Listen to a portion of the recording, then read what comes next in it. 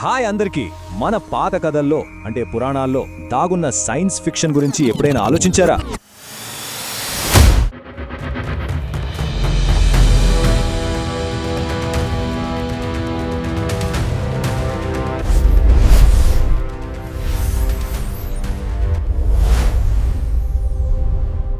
కథావృక్షకు స్వాగతం. మన కథలను డీకోడ్ చేస్తున్న ఒక సైన్స్ డిటెక్టివ్. సింపుల్గా చెప్పాలంటే కథావృక్షం మన పాత కథలకి ఒక సైన్స్ ట్విస్ట్ ఇచ్చి కొత్త తరానికి వాటిని ఫ్రెష్గా చూపిస్తుంది. నిజానికి చాలామంది ఇలానే అనుకుంటారు. మన పాత గ్రంథాలంటే అవన్నీ దేవుళ్ల కథలు, పూజలకే పరిమితమని అనుకుంటారు. వాటిని కేవలం మత గ్రంథాలుగానే చూస్తారు. కానీ వాటి లోపల దాగి ఉన్న సైంటిఫిక్ ఐడియాలను మాత్రం చాలామంది పట్టించుకోరు. ఇదే అసలు సమస్య. అయితే దీన్ని చూడటానికి ఒక సరికొత్త మార్గం ఉంది. అదేంటంటే ఈ పురాణాలను పాత బోరింగ్ కథలుగా కాకుండా ఒక కొత్త సినిమా లెన్స్లోంచి చూస్తే, అంటే పెద్ద పెద్ద సైఫై బ్లాక్ బస్టర్ సినిమాలతో పోల్చి చూస్తే ఎలా ఉంటుంది? ఈ కొత్త ఆలోచన విధానాన్నే వేదిక్ లోకా అని పిలుస్తున్నాం. మన పురాణాల్లో ఏముంది? బ్రహ్మలోకంలో ఒక్క రోజు గడిస్తే భూమి మీద కొన్ని యుగాలు గడిచిపోతాయని ఉంది. ఇది వింటుంటే ఏమనిపిస్తుంది? అచ్చం ఐన్స్టైన్ చెప్పిన టైం డైలేషన్ థియరీలా లేదా?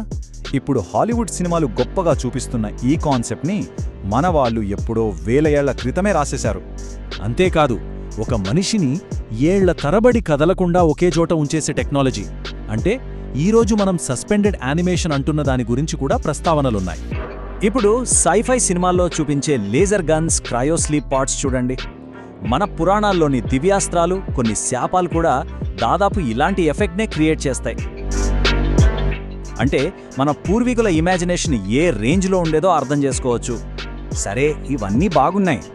Time dilation, multiverse, advanced weapons ఇలా పోల్చి చూడటం సరదాగానే ఉంది.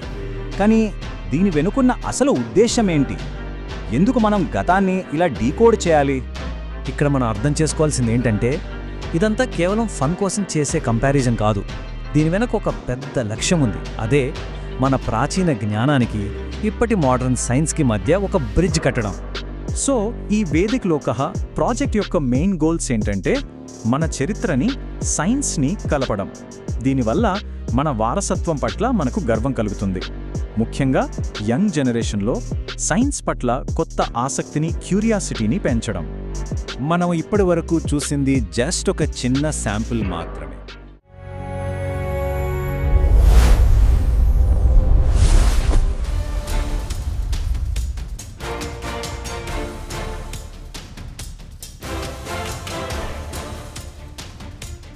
ఈ ప్రయాణం ఇలాగే కొనసాగాలంటే ఛానల్ ఒక చిన్న విషయం అడుగుతోంది.